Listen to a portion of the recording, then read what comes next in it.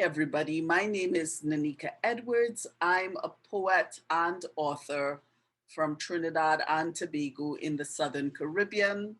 But you probably know that already if you've been following my channel for a while. So welcome. Today is going to be my first art tutorial video for my channel, which I've had for like 10 years. And over that time, I have developed my artistic skills because I am an author and I illustrate my own books. And in illustrating my own books, I've really grown quite a lot in this area. If you hear a car horn, well, that was my neighbor, okay? So sorry about the background noise, but you know, all part of making YouTube videos, right? So today, my first video is actually, or one of my first videos, I don't know if I'll put this up first, but we'll see. One of my first videos is going to be artwork that is inspired by Chinese script. So I know that a lot of people think that Chinese script looks very intimidating. But once you get accustomed to the different elements that go into constructing a Chinese word, and once you understand what you're looking at, it's really actually not that difficult. So today, what I'm going to be doing is what's called a pictograph. So a pictograph is a Chinese word that is actually a picture, right? So it's actually a picture.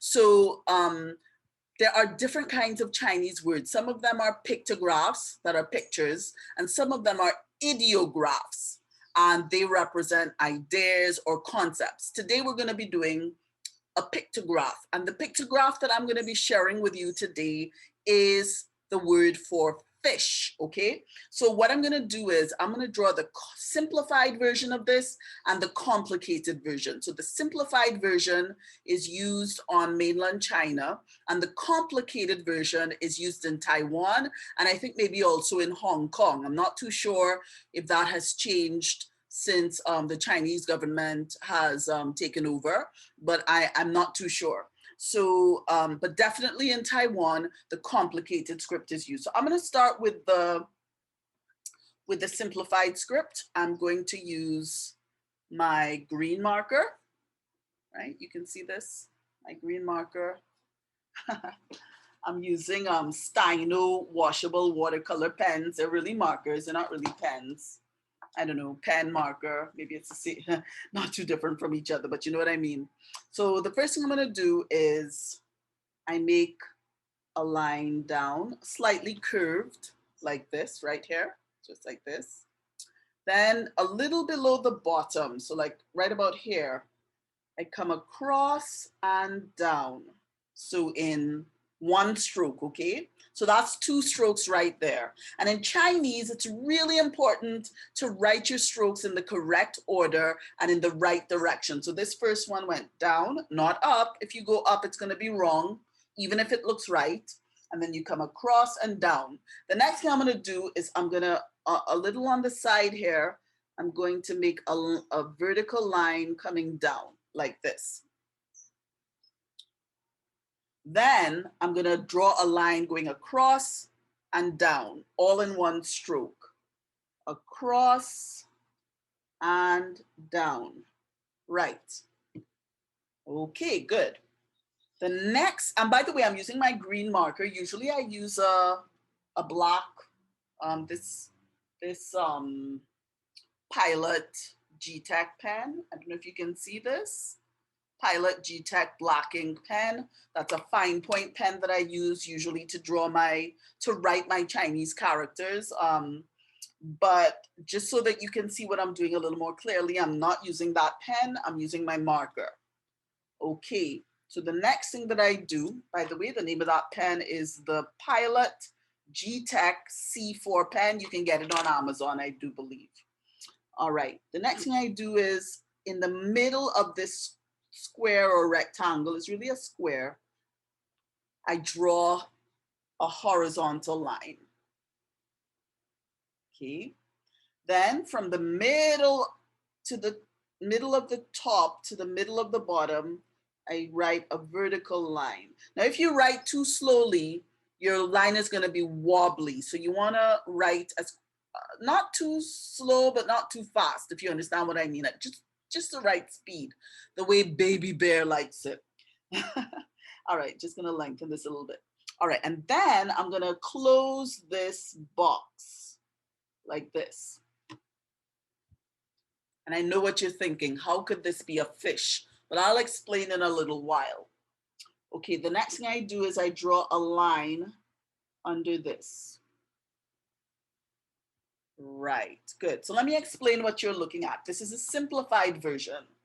This top portion here, the first two strokes, that's a head.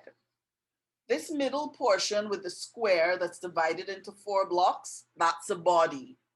And this line below here represents the tail.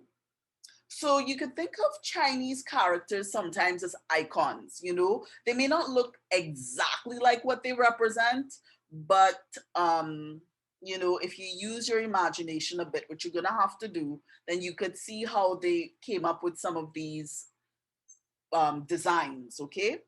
Now let me write I keep saying draw because they are kind of like pictures, but it's still like words, so it's like writing and drawing at the same time.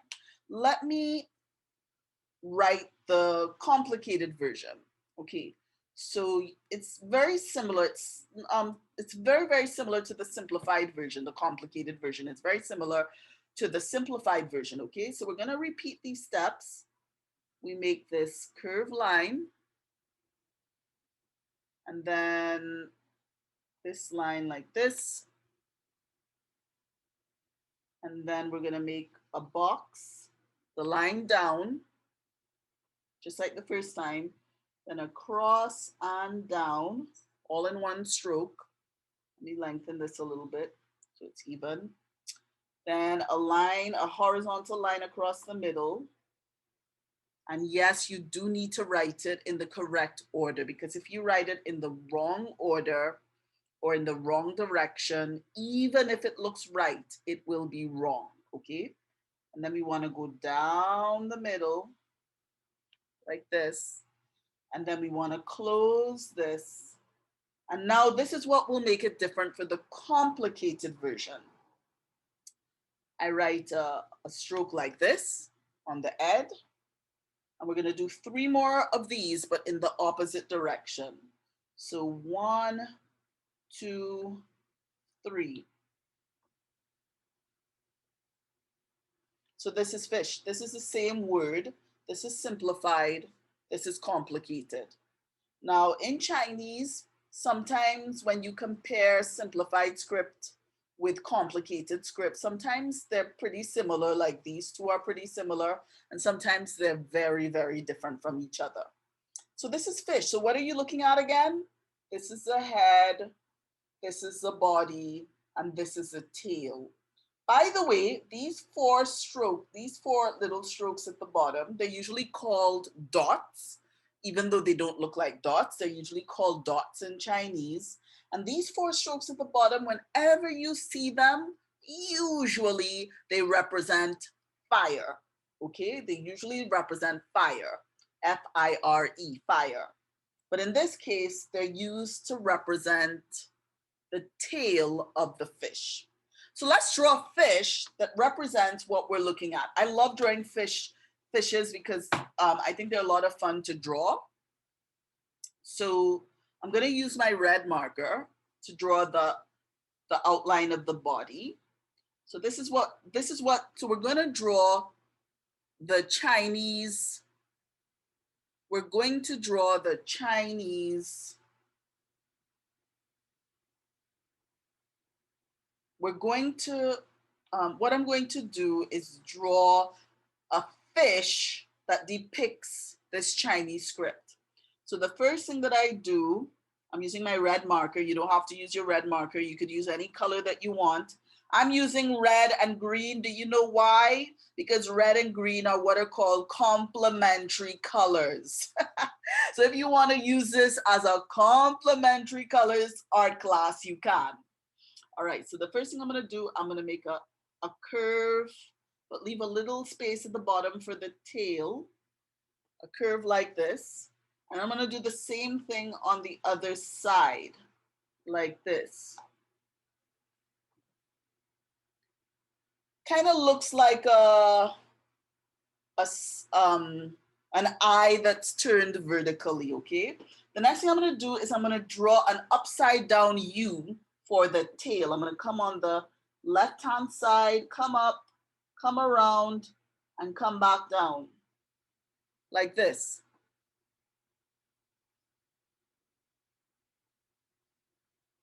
Okay, the next thing that I'm gonna do,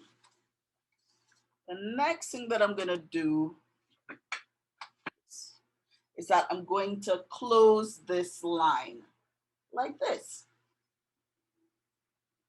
So that's a tail. But we want to make it a little fancier, okay? So I'm going to draw a vertical line going down the tail like that. We'll come back to the tail. The next thing that I'm going to do is divide the head from the body with a line. Leave enough space for an eye. So like that.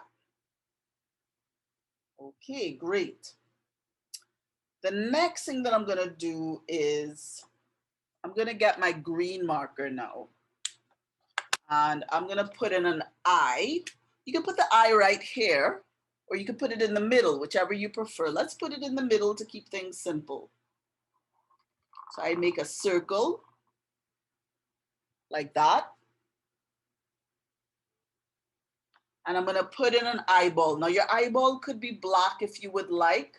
My black markers, I don't know why they run out really quickly. So I'm going to save my black. And maybe I'll use dark green for the eye. Yeah, why not use dark green? I'll use, is this dark green? Yeah, I think it is dark green. I'm gonna use dark green and I'm gonna put another circle on the inside of this circle, like this. Now, if you want, you could leave it just like that. You don't have to color it in, but I'm gonna color in my inner circle. My markers are pretty thick, so I'm just gonna make these lines going across the eye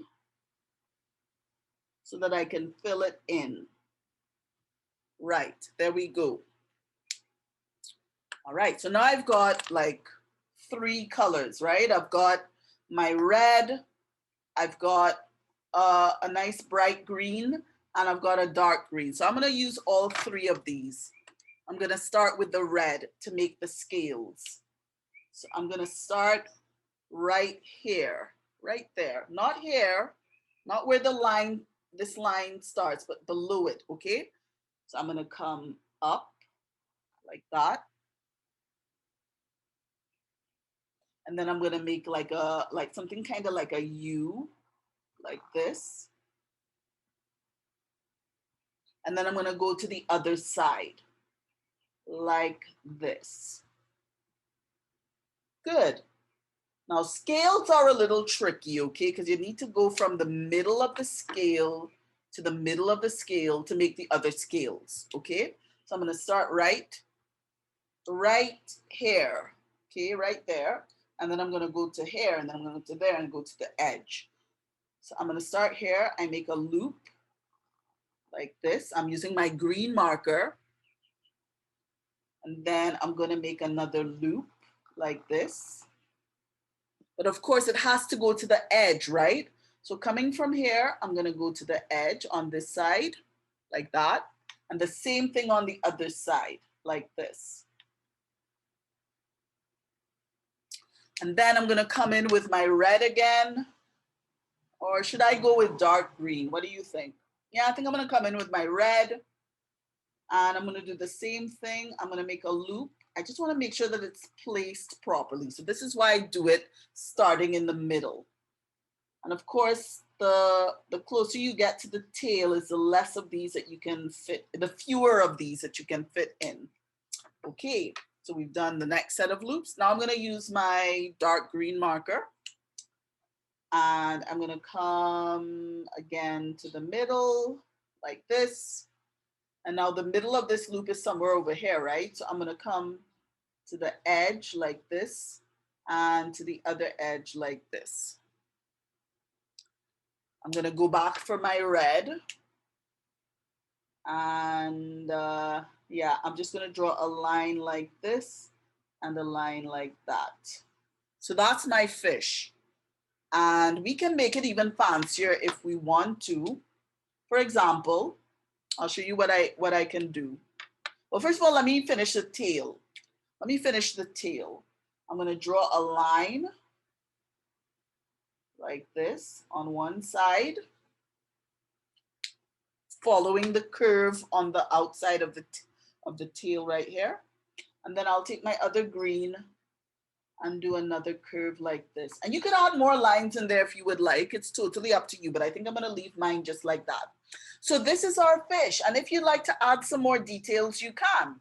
So for example, to make this a little fancier, I'm going to add some dots along this line here, like that, just to make it a little fancier. And I'm also going to add loops inside of these loops. So I'm going to come like this. And I'll do the same thing here. And I'll do the same thing here, like this. So you go right across. Then I'm going to go for my red. Notice I put green inside of red. I mean, you could put red inside of red if you want, but I think the effect will be nicer if you go with different colors. I'm going to do the same thing going right down the fish. Right? So we come up like this, like this. You're just following the curve of the loop. And I'm going green, red, right? Yeah. And I'm alternating with the greens. So you get this lovely effect. And I think I'll put something here as well. Right. So this is our fish. Maybe I could turn this way so that you see it a little better. Yeah, this is our fish. And if you want, you could add lips to this, but you see this corresponds. This is a head, this is a body, and this is a tail right here. So this is what this Chinese pictograph represents. The word for fish, probably, I don't know if you could hear that car passing by, so I apologize for the background noise. But anyway, this is the word for fish, and it's pronounced you. In Mandarin anyway, it's pronounced you. In another Chinese dialect, it would be pronounced differently. Now, like I said, you could add lips to this fish if you'd like. We could, just for the fun of it, I think I will. I'm gonna go with my red marker, and we're just gonna add something that looks like a heart to the mouth, not a full heart, like part of a heart. So that is fish in Chinese. I hope you enjoyed that. If you did, please hit subscribe because there are going to be more videos like this coming down the pipeline, and many other art videos that will be completely disconnected from Chinese. But I think this is a really cool way to learn Chinese, and I hope that this helps you remember what this character here represents. So a Chinese word is called a character or a word. So yeah, this Chinese word is this fish. I hope you enjoyed that. Thanks for hitting the like button, and thank you for hitting subscribe. Bye for now.